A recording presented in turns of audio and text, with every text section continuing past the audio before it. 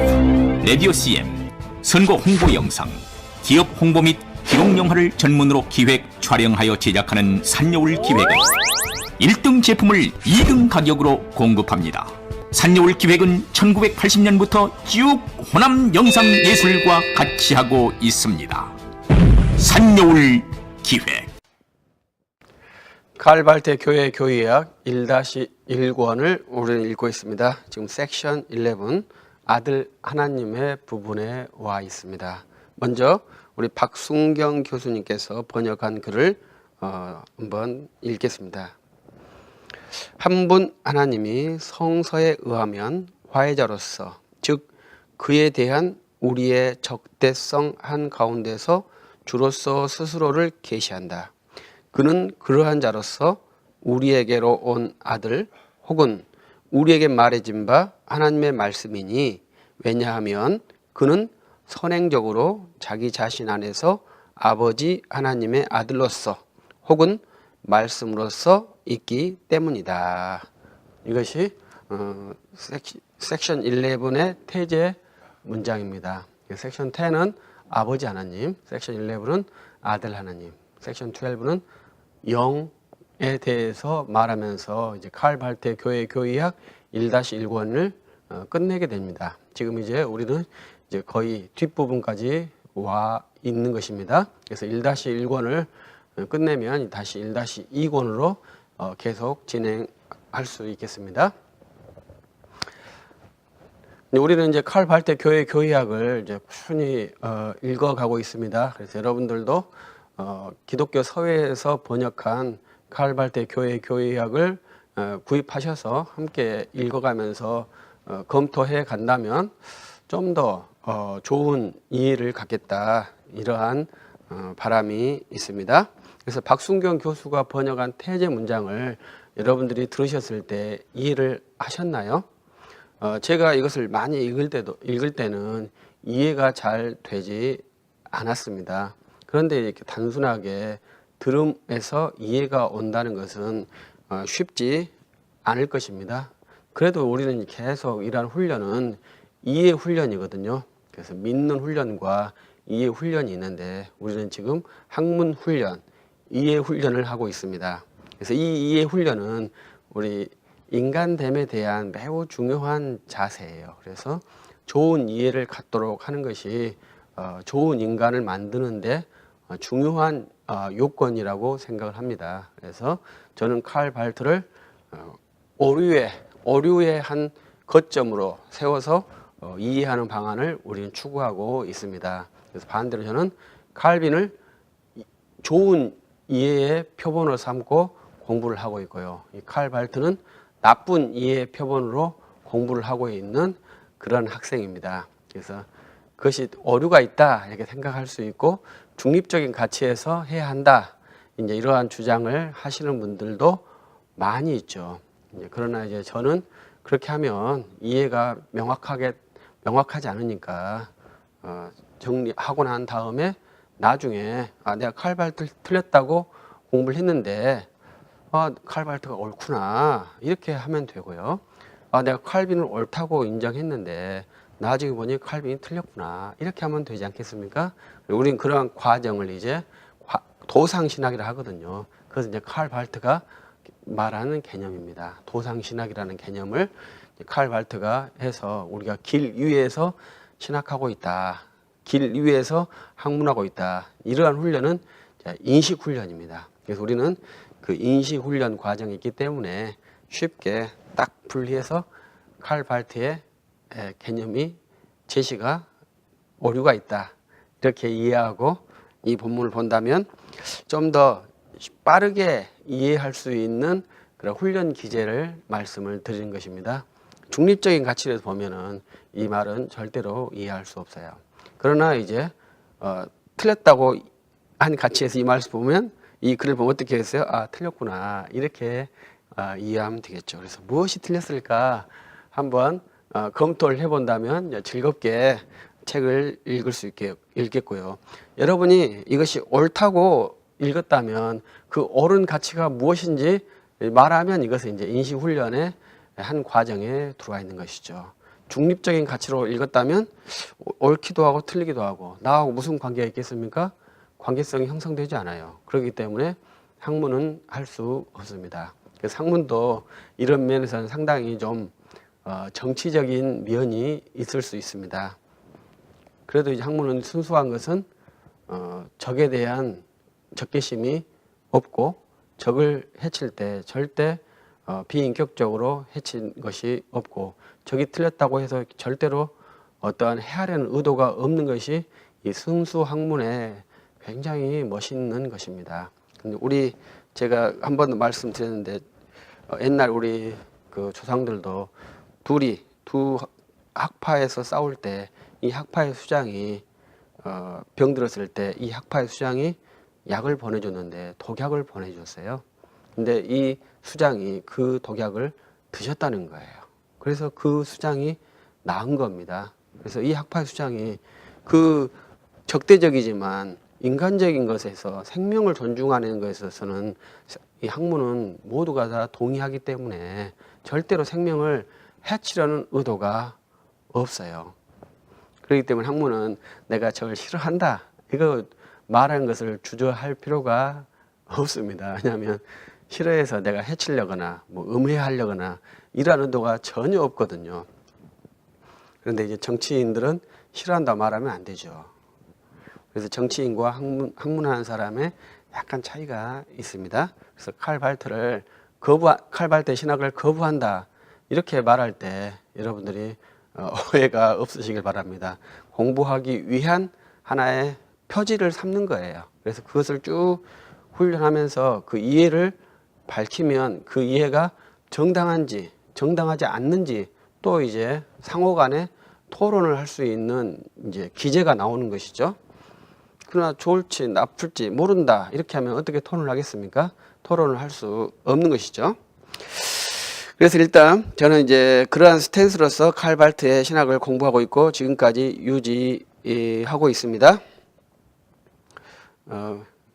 이제 오늘 이 글도 이제 오류에 대해서 한번 제시를 해 보려고 합니다. 그래서 저는 이제 크리스천 신문이라는 곳에 이제 3주에 한 번씩 칼발트의 글을 비평의 글을 기고하고 있는데요. 이 지금 현재 우리 영상과 이제 일치되는 부분입니다. 그래서 그 제목이 뭐였냐면 이 섹션 11 아들 하나님. 그래서 화해자로서 아들 하나님은 기독교 신학에 없다. 이러한 제목을 잡아서 이제 오늘 밤에 송고를 하려고 합니다. 그래서 화해자로서 아들 하나님이라고 규정한 칼발트의 그것은 바르지 않다 이렇게 말하는 거죠. 정통 기독교 신학은 아들 하나님을 구속주로 규정했습니다. 그런데 칼발트는 그것을 화해자로 규정하고 있습니다. 그래서 정통 신학이 규정한 아들 하나님 구속주에 대하여서 칼발트는 화해자로서 전환을 시도한 것입니다. 그런데 저도 이 칼발트를 꾸준히 공부하고 있습니다만은 이거에 대해서 비판을 한 내용은 보지 못했거든요. 그래서 저는 계속 반복해서 예수 그리스도를 화해자로 규정하면 정통신학에서 벗어난다. 이것을 계속 주지시키고 말씀드리고 있습니다. 왜냐하면 이제 다음에서 볼 영 부분에서는 발트는 그것을 구속주라고 제시를 하고 있거든요. 그래서 정통신학에서는 구속주는 예수 그리스도신데 발트는 그 예수 그리스도를 화해자로 만들고 성령을 구속주로 만드는 신학 도식을 체계화 시켰습니다. 그 신학을 기독교 신학이라고 할런지 그것은 이제 독자들이 또 선택을 해야 되겠죠.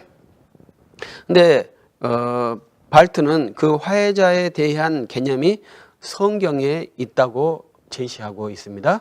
성경이 화해자의 개념이 있는지에 대해서는 또 생각을 해봐야 될 문제겠죠. 그래서 성경에는 여러 가지 어휘들이 있는데 거기서 화해라는 개념도 있죠. 그러나 그 개념이 하나님의 인격에 해당되는 것인지에 대해서는 또 면밀한 검토를 해봐야 합니다. 그런데 이 화해자는 뭘 하냐면 주라고 발트가 규정했는데요. 이 주가 하는 일은 뭐냐면 우리를 우리를 규정할 때 우리가 하나님을 향한 적개심을 갖고 있다. 이제 박순경 교수님이 적대성이라고 했는데 좀 더 리얼하게 표현하면 적개심이거든요. 적대감. 하나님을 향한 적개감을 우리 인간이 갖고 있는 그 사이에 주가 있다. 이것이 화해자다. 이렇게 제시한 것이겠죠. 그러면 이제 그 칼 발트는 인간이 하나님을 향해서 적개심을 갖고 있는 상태에 있고 하나님은 우리를 향해서 적개심이 없는 상태에 있다. 이것을 화해한 사람이 화해자다. 이러한 구도를 제시를 한 것이죠. 그래서 여러분들도 그렇게 생각하는지는 또 계속 자기를 자문하면서 이제 발트의 글을 읽으면 되겠죠. 그래서 인간이 하나님을 향해서 적개심을 갖고 있는가? 이제 이러한 표현이 상당히 재미있는 표현이죠. 그래서 인간이 하나님을 향해서 적개심을 갖고 있는가? 이것을 한번 여러분들이 생각을 해보십시오. 근데 발트는 그렇게 규정을 하고 있는 거죠.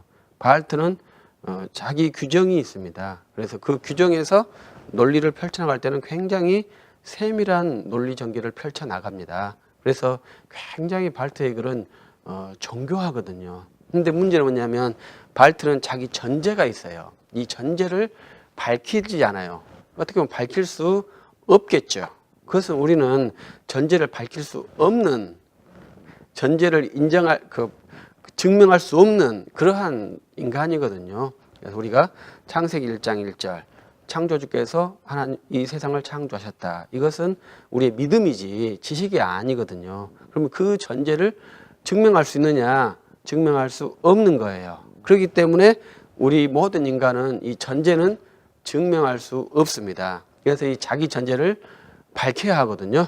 그래서 발트는 지금 자기 전제를 자기가 구축하고 있습니다. 그래서 반틸 박사님은 이러한 발트의 전제와 자기의 전제가 다르다고 평가를 했기 때문에 전제주의라고 하는 그러한 신학 방법을 도출시켰다고 저는 생각을 합니다. 그래서 반틸 박사님의 신학을 전제주의를 하거든요. 그래서 이 전제주의를 가지고 현대 신학을 보아야 한다. 이런 거죠. 그러면 그 현대 신학이 가지고 있는 토대, 전제가 무엇이냐, 이것을 한번 밝혀봐야 된다 이 말이죠.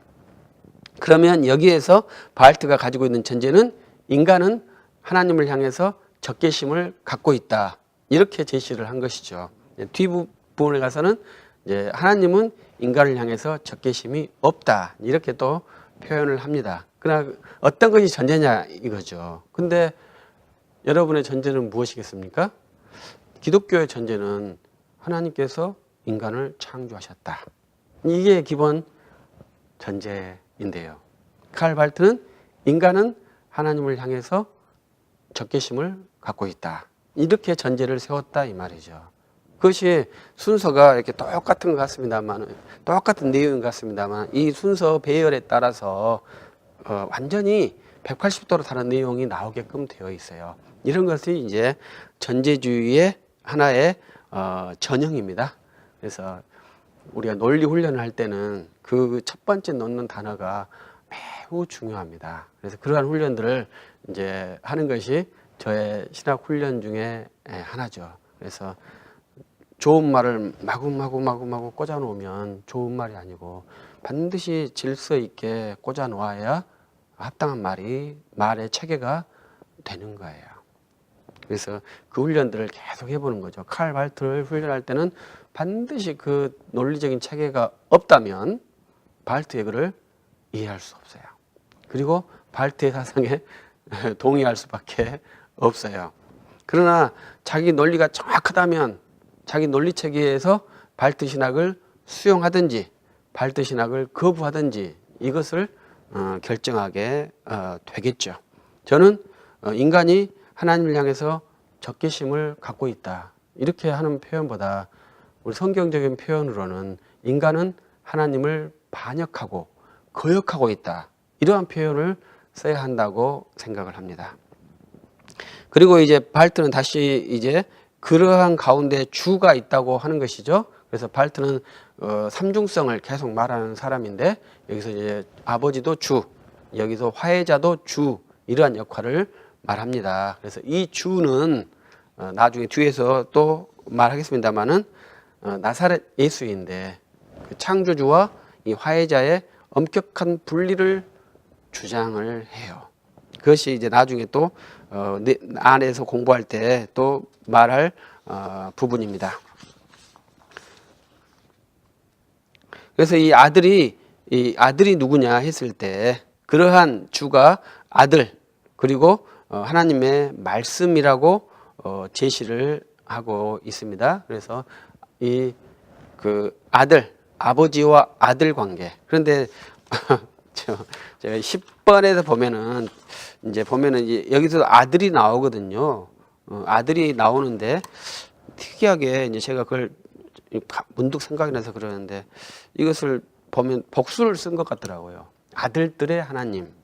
이제 이러한 것이고 여기는 단수 아들의 하나님 이렇게 쓴 것 같아요. 그래서 그것도 여러분들이 한번 확인해 보시기를 바랍니다. 그래서 아버지와 아들의 일체성을 말하지 않습니다. 그래서 우리의 신학은 아버지와 아들이 일체가 되는 것이 정통 신학이거든요. 근데 발트는 그것을 거부한 지 오래됐죠. 앞에서 계속 반복했습니다. 그래야만이 삼위일체가 되는데 발트는 그렇지 않기 때문에 삼위일체가 없다. 그래서 발트의 신학에 삼위일체, 삼위라는 개념이 없어요. 일체 안에 삼위라는 개념이 없어요. 셋 안에 하나, 하나 안에 셋. 이 개념은 있어요. 그러나 이 한 본체 안에 세 위격의 존재 방식이 없어요. 그렇기 때문에 발트에게는 삼위일체가 없다라고 말해야 돼요. 그런데 이 발트도 그렇게 표현을 하고요. 발트가 자기가 말하는 것은 삼중일신적인 구조, 일신구조예요. 그러나 삼중적 일신구조예요. 그래서 발트의 신학은 삼위일체가 없고 삼중일신구조다. 그래서 우리 박순경 교수님은 그 단어를 삼위일체성이라고 번역했거든요. 성자를 넣어서 단어가 다름을 표현을 했습니다. 그러나 거기에 삼위라고 표현하는 것은 발트가 가장 혐오하는 표현이거든요. 우상숭배라고 규정하는 표현이에요. 근데 그러한 표현을 발티안이 쓰는 것은 좀 좋지 않겠죠? 그래서 영역자는 그렇게 트리니티라고 번역 안 하고 트리유니온 이렇게 번역했습니다. 트리유니온 갓이라고. 그래서 이제 우리 영역자들이 나중에는 그 트리니티와 트리유니온 갓을 구분하지 않고 막 사용을 해버려요. 그렇기 때문에 이제 1970년대에 미국의 신학에서 삼위일체를 트리유니온 갓 이렇게 했을 때 이해하기가 굉장히 어려운 부분이 있습니다. 그러나 발티안이 아니라면 트리니티라고 명확하게 구분을 해줘야 돼요. 그래야 삼위일체의 하나님 되지. 트리유니온 갓은 발트의 정의, 삼위일체를 거부한 삼중일신의 신이해의 어휘입니다. 그런데 미국에 있는 신학자들은 그것을 삼위일체의 개념으로 그 어휘를 사용하시는 것 같아요. 그러면 독자들은 많은 혼돈을 발생시킬 수 있거든요. 그래서 이제 우리가 공부할 때 미국에서 독일 신학을 잘 이해하지 못했다. 이렇게 평가하는 이유 중에도 그러한 단어 번역에 있어요. 그래서 엄격하게 그것을 구분해 줘야 되죠. 이제 그래도 이제 브로밀리가 영역을 번역할 때는 그 단어를 트리니티와 트리유니티가 이렇게 정확히 구분을 했습니다. 그런데 독일어에는 두 개 말고 어휘가 더 많이 있거든요. 그런데 그것을 다 번역을 하지 못했어요. 그래서 두 개의 단어로 다 영어 두 개의 단어로 모두 해설을 해버렸습니다.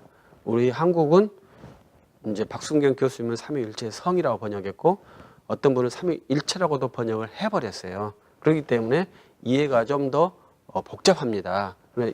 분명한 것은 트리니티, 삼위일체는 칼 발트가 싫어하는 어휘예요. 그래서 칼 발트는 발트에게는 전통적인 삼위일체가 없다고 이해를 하셔도 저는 좋다고 생각을 합니다. 그리고 이제 발트가 여기에서 이제 그 도고 번역은 그렇습니다만 우리나라는 대문자 문화가 좀 약하지 않습니까? 그래서 영어 번역에서도 약간 번역이 어렵게 되었더라고요. 그것은 여기에서 God과 Lord, 그 고테스와 해를 쓰는데 그것을 대문자로 번역했을 때 대문자 어떻게 받느냐, 이것이 상당히 중요한데 영역에서는 모두 다 대문자 he와 himself로 번역을 해버렸더라고요. 그래서 이것을 God인지 Lord인지 가까운 것에 있기 때문에 정확하게 이해할 수 없게 되어 있더라고요. 그런데 제가 볼 때는 뒤에 있는 대명사는 Lord를 받는 것 같아요. 그래서 그는, 여기서 이제 박순경 교수가 그는, 여기서 그는 하나님이 아니고 주라 이거죠. 주는 아들이고 하나님의 말씀이다. 이렇게 이해를 해야 한다는 것이죠. 우리가 학문할 때 대명사가 굉장히 이해하는데 많은 어려움을 줍니다. 왜냐하면 서양 사람들은 대명사를 너무 잘 쓰거든요. 명사 반복을 싫어하니까. 그러니까 우리는 명사 반복을 많이 해서 하는 그러한 어휘를 사용하고 있는데, 근데 이 대명사를 잘 이해한다면 뒤에 나와 있는 두 번째 나와 있는 그는 주를 말하는 것이고 주는 아들이고 하나님의 말씀이에요. 그래서 이제 그 다음에 이제 재미있는 표현은 이제 우리 박순경 교수는 그는 선행적으로 자기 자신 안에서, 이 선행적으로라는 말이 상당히 재밌는 표현이더라고요. 근데 선행적이라는 말하는 것은 앞에 서 있다 이러한 말이지 않습니까? 근데 이렇게 이해해 봤습니다. 저는 자기 안에서, 자기 안 앞에 있는, 이렇게. 그러니까 발트가 굉장히 이것은 의식을 했다고 제가 이해를 한 거예요. 왜냐하면 주 아들 안에, 앞에 아버지가 있다 이렇게 번역한 거예요. 발트의 의식에는 아버지와 아들이 전혀 일체가 되지 않는 그러한 개념을 지금 추구하고 있다, 이렇게 분석을 제가 이해를 한 겁니다. 왜? 자기 안 앞에 아버지의 아들, 아버지의 말씀이 있기 때문이에요. 그래서 우리는 내 안에, 최소한 우리 안에 주의 영이 거하신다 이렇게 믿는 그리스도인인데, 칼 발트는 그 안에, 그러니까 그는 나중에 보면 나사렛 예수입니다. 나사렛 예수 안 바로 앞에 아버지 하나님의 아들, 아버지 하나님의 말씀이 있다 이렇게 말하는 거죠. 그러면 그 아버지 하나님의 아들과 그 아버지 하나님의 말씀이 어떻게 내 체화가 되느냐, 이때 구속이 이루어진다고 보는 거죠. 그 일을 영위한다고 보았다고 이해할 수 있겠습니다. 그래서 이건 상당히 이제 어려운 이해라고 생각을 해요. 그래서 그러나 이제 분명한 것은 발트는 그 안 앞에 있다 이것을 명시했습니다. 상당히 예리한 표현이라고 생각을 합니다. 그래서 우리는 성령이 우리 안에 내주했다, 안에 들어와 있다 그랬죠. 우리 앞에 있다고 생각하지는 않거든요. 들어와 있다고 생각하지. 그것을 발트는 그것이 없다고 이해한 것입니다. 그래서 우리가 이 발트 신학을 공부할 때 이제 여러분들이 그것을 한번 잘 따라와 보시고, 이제 지금 현재 발트는 아들 하나님, 화해자를 말하고 있습니다. 그런데 성경에서 아들 하나님은 구속주로 이해하고 있는데 발트는 화해자로 세웠습니다. 저는 그것은 심각한 교리 왜곡이라고 생각을 합니다.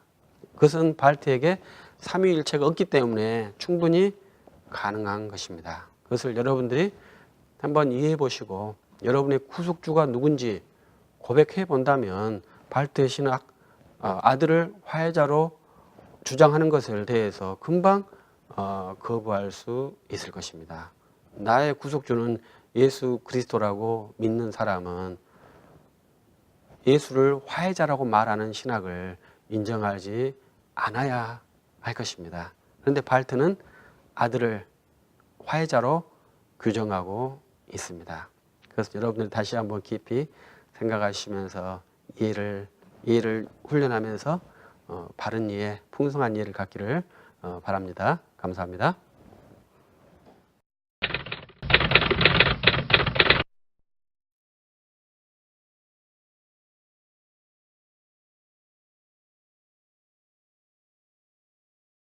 TV CF, 라디오 CM, 선거 홍보 영상, 기업 홍보 및 기록 영화를 전문으로 기획, 촬영하여 제작하는 산여울 기획은 1등 제품을 2등 가격으로 공급합니다. 산여울 기획은 1980년부터 쭉 호남 영상 예술과 같이 하고 있습니다. 산여울 기획.